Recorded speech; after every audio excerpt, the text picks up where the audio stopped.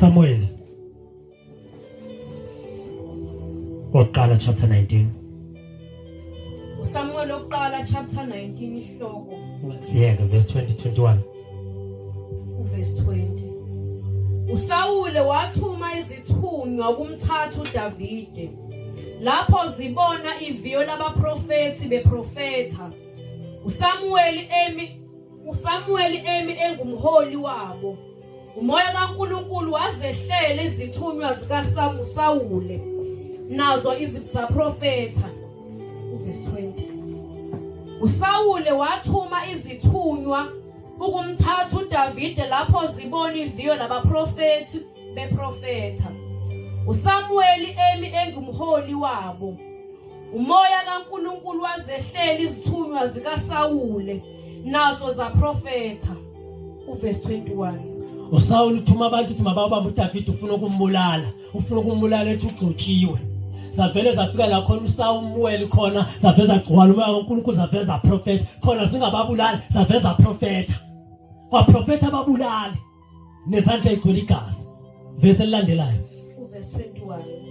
Kwabikwa kuSawule wathuma ezinye izithunywa ezesibili nazo zaprofetha. nazo zehlela umoya zaprofetha. uSawule wayesephinda wathuma izithunywa ngokwesithathu. Yeah. Nazo zaprofetha. Yonke into ethunywa uSawule mayibulala uDavide ivele igcwala umoya kaNkulunkulu ivele prophet. Noma ngabe ingcolile ivele prophet. Hallelujah. Yazi lo moya prophet ukuthi wenzani? Wawuyoba iblock. Wawuyoba ludonga elenza ukuthi ababulali bangafinyeleli kuDavide babulali anointing kaNkulunkulu kuDavide. Amen. Verse liqhubeka 22. Wayeseya naye Rama wafika emthonjeni oEseku. Wabuza ukuthi baphi oSamuel noDavide na? Kwathiwa bheka baseNayoti eRama. 23. Wayeseya khona eNayoti eRama. Umoya kaNkulunkulu wehlelana phezu kwakhe. Wahamba waprofetha waze wafika eNayoti eRama. Wahlelwa umoya kwaphela abantu angabathuma waziyela yena uSathane. uSathane base kuphela abantu azobathuma ongathi uzobonakala emhlabeni ezihambela yena. Hallelujah. Waziyela yena. Lithi iBhayibheli eyobulala. uNkulunkulu wambambezela ngokuthi ahlisela umoya woprofetha naye aprofethe. Verse elandelayo 24. Naye wakhumula izingubo zakhe waprofetha naye phambi kukaSamuel. Walala phansi enqunu lonke lolo suku nabo bonke labo usuku. Waya naye waprofetha wakhumula izingubo zakhe zobukhosi walala phansi enqunu ubusuku nemini nje uyasiprofethela umulali onguSawule ongafuna ukubona uNkulunkulu umsebenzi kaNkulunkulu uphumelela. uAbsalom akazwani nokubona umsebenzi kaNkulunkulu uphumelela. Uyafana noSawule akazwani nokubona umsebenzi kaNkulunkulu uphumelela. uSawule njalo ucawa ukuthi mazophumelela umsebenzi kaNkulunkulu kufanele uphumeleliswe ngaye kuphela. Waprofetha. Ngicela ukukhuluma lokhu sisithandaza. Lo amoya wokuprofetha wehlela uSawule ozomvimba uthi angambulali uDavide. Abo Absalom abanye abantu bathandaza ngezilimi ezibabambeza ukuthi bangaphenduki. Lezilimi ezingasaveli naNkulunkulu ezamadimoni. Thandaza ngezilimi ngoba mawuzothandaza izilimi uzazi zazi ukuthi ungenwe uSathane ushintsha into enhle kaNkulunkulu eyayikuwe yaba ngeyakhe. Ubanjezelwe izilimi, ubanjezelwe igate, ubanjezelwe amahili, banjezelwe amasuthi. Banjezelwa amakick and bobosa. Banjezelwa abantu abakulandelayo. Kahle umbulali, kahle umhlobuki. Banjezelwe yini wena la ukhona? Na ubambezelekile. Banjezelwe ukuba nemali. Banjezelwe ukuthi bathi umkhulu. Ngakho wena uyona uhlobo liphendukayo. Absalomu buyele ekhaya. Lokhu kuprofetha kwako kokuvikela uDavide. uSathane ukubambezele. Bambezele ngento engeke yakufaka ezulwini banjezelwe ukhololo, banjezelwe igama obizwa ngalo. Songazi esihlogweni pho ngenxa yekhama, songazi esihlogweni pho ungafuni uphendwa ngenxa yakhololo. Hayi Absalom, buyela ekhaya, sengaphenduka wena, sengaphiliswa, sengakhululwa, asengajapha usathane yeluzo wakho umphefumulo, futhi awuluze kahle, awuluze naphakathi. Nalabo badukisa ababuyele kuNkulunkulu baphile. Cela siqhubeke. Ngalokho kwathiwa naye uSawuli uphakathi kwabaprofethi na. Wabuza abantu abamazi engasakholwa bathi lo Sawuli uphakathi kwabaprofethi na. Ungathi babe nombuzo ukuthi kanjani engaphendukanga ngoba siyamazi wawa kanjani abe phakathi kwabaprofethi esihlubuki. Kanjani athandaze ngeilimi ehlubukile. Ufulane microphone ngoba siyamazi wawa kusho abantu. Ngoba abantu bahle ngentodo noma ungacatha bakuboni bayakubona. Bakubona njengoPetro ebonwa intombazana othile umlilo. Wathi intombazana usuke kimi angimazi lo muntu okhuluma ngaye. Bayambona abantu umuntu owile. Bambona ethongisa uDebiza babona ukuthi uwile. Sekusela amasudi. Kusela amasudi. Absalom wamosha ibandla kaNkulunkulu, waxova ibandla, buyela ekhaya, ahambe uyoxolisa kumfundisi, xolisa kuNkulunkulu, ubekwe izandla, deliverishwe, ngaze kubuza abantu abasezweni ukuthi kanjani ngoba wawa. Sesithandaza. Isaiah chapter 1. Isaiah chapter 1 verse 28. Izihlubuki nezoni ziyakubhujiswa kanye kanye. Izihlubuki abantu abamshiya, abantu abashiya uNkulunkulu babe nento abayoyenza bangathi kuseke kaNkulunkulu kube ngaseyona. Izoni abantu abangakaze bayixake ngisho ukuyixaka. Kodwa izihlubuki nazo zizoni emehlweni kaNkulunkulu. Izihlubuki nezoni ziyakubhubha kanye. Qhubeka. Nabamshiya uJehova bayakuqedwa. Nalabo bavele bamshiye nje bathi angisafunela ukuthi ehlangene nokusindiswa. Lithi labo bayakuqedwa bebhubha kanye nezihlubuki, bebhubha kanye nezoni. Phenduka sihlubuki, phenduka soni, phenduka wena muntu oshiyile uJehova. Ngoba njengoba kunenza kanje, isayini ukuthi uJesu kendleleni uyabuya. Uphawu nje lokuthi inkosi isendleleni iseduze ukuzolanda ibandla. Isaiah chapter 66 23 and 24 siyathandaza. Isaiah chapter 66 verse 23. Usukela ekwethwasweni kwenyanga kuye kwenye. Usukela kwelinye isabatha kuye kwelinye yonke inyama iyakufika ukukhuleka phambi kwami. Kusukela ekuthwaseni kwenyanga uze kuye kwenye inyanga. Kusukela kwelinye isabatha kuya kwelinye isabatha uthi uNkulunkulu yonke inyama iyakuza kimi izongikhonza izoguqa ikhuleke phambi kwami. Yeah. Verse 24. Bayakuphuma babone izidumbu zabantu abaphambukile kimi. Ngokuba impethu yabo ayikufa nomlilo wabo ayikucima babe yisinengiso kuyo yonke inyama. Bayakuphubeka usukela ekuthwaseni kwenye inyanga uze kuye kuphi? Uze kwelinye isabatha. Kusukela ekuthwaseni kwenye inyanga kuze kuye ekuthwaseni kwenye. Uqale kwelinye isabatha uze kuyofika kwelinye isabatha.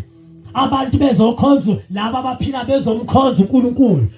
Laba abashaya bamhlubukile. Lithi iBhayibheli laba bazokhonza bayakunikwa ichance yokuyobona inyama yonke yabaphambukile. Lithi izwi likaNkulunkulu kusukela ekuthwaseni kwenyanga kuze kube kwenye, kusuka kwelinye isabatha kuze kuyofika elinye. So alikho isabatha lokuphumula, awukho umgqibelo ongashiwa ngawo. Ayikho inyanga abangashi ngayo abaphambukile kuSomandla. Awukho umgqibelo ongabangashi ngawo. Alikho iholide abangashi ngalo. Abanjani kuverse 24? Abaphambukile kuJehova, abamhlubukile uJehova. Ilithi iBhayibheli umlilo wabo yiwo ongayikucima, nempethu yabo yiyo engayikufa. Buya Absalom, ungakabi isidumbu esikuleya ndawo esabeka kangaka ya. Siyathandaza. Buya we Absalom. Phenduka nawe mfowethu. Phenduka nawe dadewethu. Phenduka nawe we msifundisi. Wagcotshwa ngoba wawucelele. Fundisa ogcoba abantu bengakholwa, wandisa inamba yabantu abaphambuka kuNkulunkulu. Umfundisi okholwa ngeke agcoba. Mfundisi labo abagcoba wayethena uNkulunkulu ngawe kubo. Wayetheni kuwe njalo ngabo.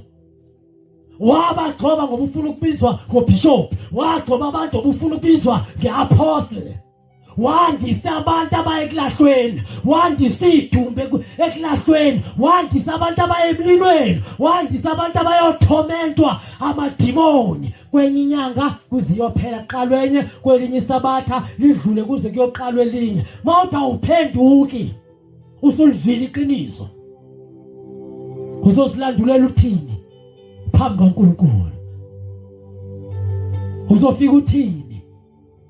Kunale Ekhaya sengaka nje manje la insindisweni la emnyango ngaphandle. Idalwa abo Absalom, idalwa yihlubuke, idalwa befundisi bamanga begcoba abantu befuna amagama, idalwa abantu abafuna ukuba namagama. Lithi iBhayibheli igama liyabulala kodwa umoya uyaphilisa. Buyela Absalom. Awukho mkhulu uNkulunkulu uthi ungaphenduka. Usho njalo uNkulunkulu kuYezekiya ku chapter 31. Ekho iprofeta ngeGibhithe. Uthi ufana nobani ebukhulwini bakho na? Mawuthi awuphenduki umbuzo, ufana nobani ebukhulwini bakho na? Umkhulu emehlweni akho ufana nobani ebukhulwini bakho na? Phenduka Absalom. It's not too late. Usengaphenduka. Awuphenduke ngenxa ukuthi ubona ngathi manje uthandwa kakhulu abantu. Woe unto you. Ngoba uye kulahlweni nawe yakhona. Nebandla lakho liye kulahlweni. Phenduka Absalom, phenduka Soni, phenduka Hlubuki. Ungakafiki emlilweni, omlilo oshisa abantu 24/7. Kodwa abantu awubashisa awubaqedi, ubashisa January to December. Kodwa umuntu oshaya akapheli. Phenduka Absalom, phenduka Absalom.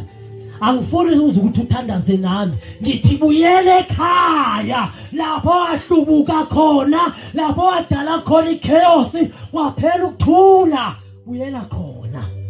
Wazaca umfundisi wakhe eyibuza imibuzo ukuthi wone ngani uNkulunkulu ngenxa yakho. Ngithi buyela khona lapha ya. Buyele ekhaya.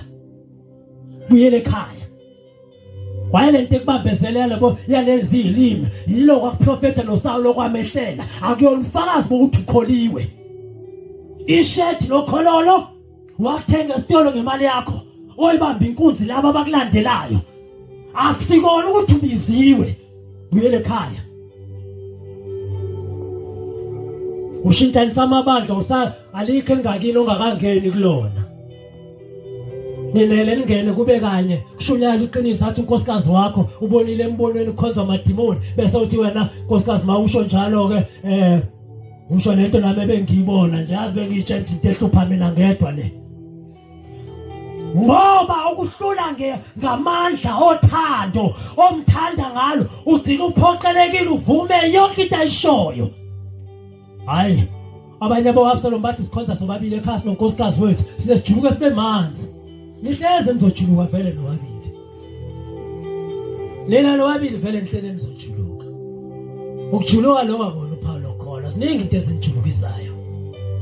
Buyele ekhaya Absalomu. Umjuluko awulona uphawu lokuthi nomama nikholwe kakhulu nihlele nizojuluka vele. Uyazi nawe izinto ezinijulukisayo. Buyele ekhaya. Hamba ophenduka.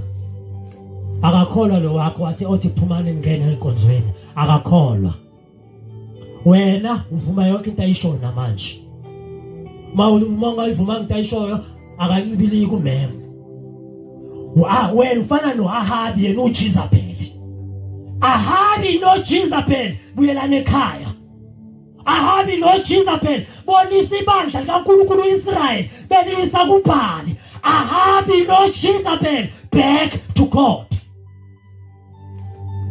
siyathandaza buyelana ekhaya bafowethu inkosi izongixolela ngithe ngithandaza ngelinye ilanga ngishare lento encane sesithandaza ngathi ngiye emthandazweni kwehla umoya kaNkulunkulu ahlala phezulu kwami ngabe sengizwe izwi lenkosi uJesu lathi nithi ngiyangithanda nibe nibhizi niqalana namabandla nalamabandla akanalo iqiniso back to God buyele ekhaya awushoti ngebandla elikhuluma iqiniso ukuthi uphakeme iqiniso ongazwani nalo ungena umoya we-lawlessness wokuzibusa wokuzilawula wokuziphatha ngena umoya ongafuni uthobela abanye abantu buyele ekhaya uzothola ukuthula lithi izwi kaNkulunkulu maniphenduka phefumulweni yakuthola impumuzo buyela kuJehova usho njalo uJob uma ubuyela kuJehova uyakakhiwa nawe ubuyela kuNkulunkulu uNkulunkulu uzoxolela nale ihlubuki nalamahlonga adle bakulandelayo abantu bayisesihogweni wena uzofika uthini phambi kaMdali mawusizakala mawungaphenduki lento engishumayela ngezikusiza izosiza umuntu ophendukayo mawusizakala ngicela uyishare nabanye ngicela ushare lento nabanye bayidinga lento bayidinga leqiniso ukuze baphile Nkosi yomusa nibusise endaweni zonke la nikhona nibukela khona ngegama nangegazi likaJesu Kristu Nkosi yethu amen.